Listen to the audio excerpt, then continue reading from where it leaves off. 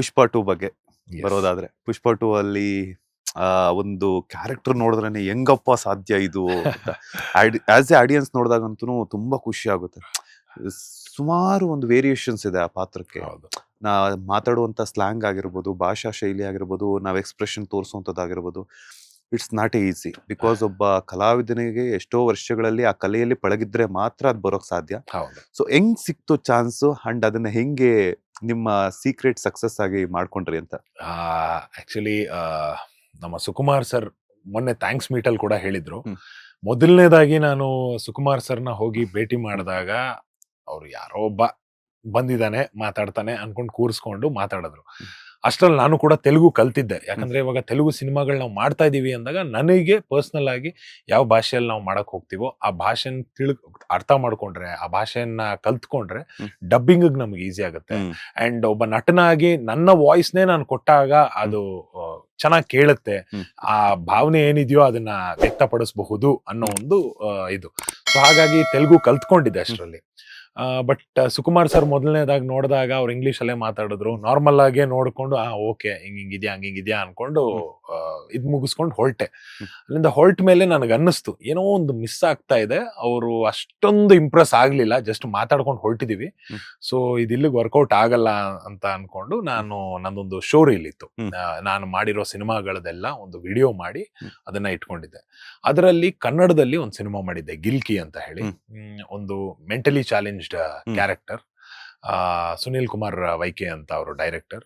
So ಅವರ ನಿರ್ದೇಶನದಲ್ಲಿ ಆ ಸಿನಿಮಾ ಮಾಡಿದ್ದೆ. ಅದರ ಕೆಲವೊಂದು ಹಾಡುಗಳು ಮತ್ತೆ ಕೆಲವೊಂದು ವಿಡಿಯೋಗಳನ್ನ ನಾನು ಕಳಿಸ್ಕೊಟ್ಟೆ.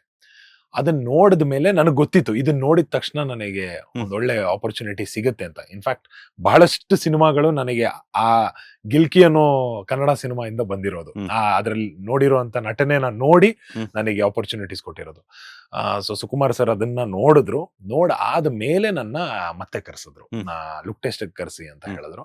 ಆಮೇಲೆ ಸಿನಿಮಾಲ್ ನೀವೇನ್ ನೋಡ್ತೀರಾ, ಅರ್ಧ ಕೆಂಪು ಅರ್ಧ ಕಪ್ಪು ಆ ಪೇಂಟ್ ಏನಿದೆ, ಆ ಲುಕ್ ಟೆಸ್ಟ್ ಎಲ್ಲ ನಾವು ಟ್ರೈ ಮಾಡಿದ ಮೇಲೆ ಒಂದು ಫೋಟೋಶೂಟ್ ಮಾಡಿದ್ವಿ. ಫೋಟೋಶೂಟ್ ಅಲ್ಲಿ ನನಗೆ ಪರ್ಟಿಕ್ಯುಲರ್ ಆಗಿ ಹೇಳಿದ್ರು, ಈ ತರ ಎಷ್ಟು ನೀವು ಕ್ರೂರವಾಗಿ ಕಾಣಬಹುದು, ಎಷ್ಟು ಒಂಥರ ಒಂದು ಸೈಕಾಟಿಕ್ ಆಗಿ ಕಾಣಬಹುದು, ಆ ಲುಕ್ ಟ್ರೈ ಮಾಡಿ ಅಂತ. ಒಂದು ದೊಡ್ಡ ಆಪರ್ಚುನಿಟಿ ಬಂದಿದೆ. ಆ ಆಪರ್ಚುನಿಟಿ ಬಂದಾಗ ಒಂದು ಒಳ್ಳೆ ಕ್ಯಾರೆಕ್ಟರ್ ಅಂತ ಮುಂಚೆನೆ ಹೇಳಿದ್ರು. ಇದನ್ನ ಮಿಸ್ ಮಾಡ್ಕೊಂಡ್ರೆ ಇನ್ನ ಲೈಫಲ್ಲಿ ಮತ್ತೆ ಈ ತರ ಆಪರ್ಚುನಿಟಿ ಬರುತ್ತೋ ಇಲ್ವೋ ಗೊತ್ತಿಲ್ಲ ಅನ್ಕೊಂಡು, ನನಗೆ ಏನೇನು ಬರುತ್ತೆ, ಹೇಗೆ ಬರುತ್ತೆ ಎಲ್ಲ ಒಂದು ಆಲೋಚನೆ ಮಾಡಿ ಮಿರರ್ ಮುಂದೆ ನಿಂತ್ಕೊಂಡು ಅದನ್ನ ನೋಡಿ ಮಾಡಿ ಕ್ಯಾಮ್ರಾ ಮುಂದೆ ಹೋಗಿ ಫೋಟೋಶೂಟ್ಗೆ ಆ ಪಿಕ್ಚರ್ಸ್ ಕೊಟ್ಟೆ.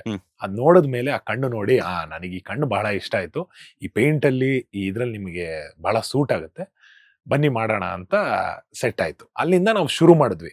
ಇನ್ಫ್ಯಾಕ್ಟ್ ನನ್ನ ಡೈಲಾಗ್ ಡೆಲಿವರೀಸ್ ಹೇಗಿದೆ ಏನೂ ಸರ್ ನೋಡಿರ್ಲಿಲ್ಲ. ಬರೀ ಇದೊಂದು ಆಕ್ಟಿಂಗ್ ವಿಡಿಯೋ ಹಾಗೆ ನೋಡಿ, ಆ ಆಕ್ಟಿಂಗ್ ವಿಡಿಯೋಲ್ಲೂ ಕೂಡ ಡೈಲಾಗ್ಸ್ ಇರ್ಲಿಲ್ಲ, ಬರೀ ಹಾಡಲ್ಲಿ ಮಾಂಟೇಜಸ್ ಅದು ಇದು ಅಂತಿತ್ತು.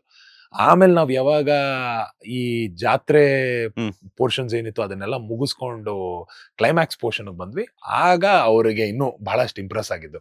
ಡೈಲಾಗ್ಸ್ ಕೊಟ್ಟಿದ ತಕ್ಷಣ ಅದನ್ನ ನೋಡ್ಕೊಂಡು ಕಲ್ತ್ಕೋತಿದ್ದೆ. ಇಮಿಡಿಯೇಟ್ ಆಗಿ ಕಲ್ತ್ಕೊಂಡು ಹೇಗೆ ಹೇಳಬೇಕು ಅಂಡ್ ಹೀಗೆ ಹೇಳಿದ್ರೆ ಸರಿನಾ ಇದು ಅಂತ ಎಲ್ಲ ಕೇಳ್ಕೊಂಡು, ಅಲ್ಲಿನ ಅಸೋಸಿಯೇಟ್ ಡೈರೆಕ್ಟರ್ಸ್ ಯಾರಿದ್ರು ಅವ್ರ ಜೊತೆ ಮಾತಾಡ್ಕೊಂಡು, ರೈಟರ್ಸ್ ಜೊತೆ ಮಾತಾಡ್ಕೊಂಡು ಮಾಡಿದಾಗ ಅಲ್ಲಿ ಅವರಿಗೆ ಇಂಪ್ರೆಸ್ ಆಗಕ್ ಶುರು ಆಯ್ತು. ಓಕೆ ಇವನು ಮಾಡಬಲ್ಲ ಅಂತ. ನನಗೆ ಆ ಫ್ರೀಡಮ್ ಕೂಡ ಕೊಡಕ್ ಶುರು ಮಾಡೋದು. ಓಕೆ ಹೀಗ್ ಮಾಡ್ತೀಯ ಮಾಡು, ಸರಿ ಯಾವ್ದಾದ್ರು ಒಂದು ತಪ್ಪು ಅನ್ಸಿದ್ರೆ ಬೇಡ ಇದು ಬೇಡ ಅಂತ ಹೇಳೋರು. ಆಮೇಲೆ ನಾನು ಕೇಳ್ತಿದ್ದೆ, ಸರ್ ಹಿಂಗ್ ಮಾಡ್ಲಾ ಹಿಂಗ್ ಹೇಳಲಾ, ಎಲ್ಲಾದ್ರೂ ಕೆಲವೊಂದು ವರ್ಡ್ಸು ಕೂಡ ಅಲ್ಲಿ ಇಲ್ಲಿ ಅಂತ ನಾವು ಸೇರಿಸ್ಬೇಕಾದ್ರೆ ಆ ಲೈನ್ಗಳು ಬಹಳ ಚೇಂಜ್ ಆಗುತ್ತೆ. ಏನೋ ಮಾಡ್ತಿದ್ಯಾ ಅನ್ನೋದೊಂದು, ಲೋ ಏನೋ ಮಾಡ್ತಿದ್ಯಾ, ಆ ಲೋ ಅನ್ನೋದು ಬಹಳ ಒಂದು ಚೇಂಜ್ ಕೊಡುತ್ತಲ್ಲಿ. ಸೊ ಈ ತರದ್ದು ಸಣ್ಣ ಪುಟ್ಟ ವಿಷಯಗಳನ್ನ ನಾನು ಅಲ್ಲಿ ಇಲ್ಲಿ ಚೇಂಜಸ್ ಮಾಡ್ಕೊಂಡು ಬರ್ತಿದ್ದೆ. ಸೊ ಸರ್ಗೂ ಕೂಡ ಅದು ಇಷ್ಟ ಆಗೋದು. ಹಾಗೆ ಆ ಕ್ಯಾರೆಕ್ಟರ್ ಬಗ್ಗೆ ಅರ್ಥ ಮಾಡ್ಕೊಂಡು ಅದನ್ನ ಆದಷ್ಟು ಒಂದು ನನ್ನಲ್ಲೇ ಆವರಿಸ್ಕೊಂಡು ಅದನ್ನ ಮಾಡಿದೆ. ಎಂಡ್ ಆಫ್ ದ ಡೇ ಅದು ಬಹಳ ಚೆನ್ನಾಗಿ ಬಂತು, ಎಲ್ರಿಗೂ ಇಷ್ಟ ಆಯ್ತು. ಫಸ್ಟ್ ಆಡಿಯನ್ಸ್ ಬಂದು ಡೈರೆಕ್ಟ್ರೆ ಸುಕುಮಾರ್ ಸರೇ ನೋಡಿದ್ದು ಫಸ್ಟ್ ಇದು ಮಾಡಿದಾಗ. ಆಮೇಲೆ ಅಲ್ಲೇ ಸೆಟ್ಟಲ್ಲಿ ನನಗೆ ಬಹಳಷ್ಟು ಅಪ್ರಿಸಿಯೇಷನ್ ಸಿಕ್ತು. ತುಂಬಾ ಜನ ನನ್ನ ಲೈನ್ಸ್ ಬಂದು ನನಗೆ ಹೇಳೋರು, ಈ ಲೈನ್ ಸೂಪರ್ ಆಗಿತ್ತು ಅಂತ. ನೆಕ್ಸ್ಟ್ ಟೈಮ್ ಒಳಗಡೆ ಹೋದಾಗ ಸೆಟ್ಗೆ ಆ ಲೈನ್ ಹೇಳ್ಕೊಂಡೇ ನನ್ನ ಕರೆಯೋರು. ಸೊ ಅಲ್ಲೇ ನನಗೆ ಗೊತ್ತಾಯ್ತು, ಓಕೆ ಒಂದು ವೈಬ್ ಬರುತ್ತಲ್ವಾ, ಓಕೆ ಚೆನ್ನಾಗಾಗತ್ತೆ ಅಂತ. ಸಿನಿಮಾ ಬಂದ್ಮೇಲೆ ಇನ್ನೊಂದು ಇನ್ನೊಂದು ಹಂತಕ್ಕೆ ಖುಷಿ ಆಯ್ತು. ಬಟ್ ಆಲ್ರೆಡಿ ಒಂದು ಪ್ರಿಪೇರ್ ಆಗಿದ್ದರಿಂದ ಒಂದು ಬೇರೆ ತರನೇ ಅದೊಂದು ಫೀಲಿಂಗ್ ಅಂತಾನೆ ಹೇಳ್ಬೋದು.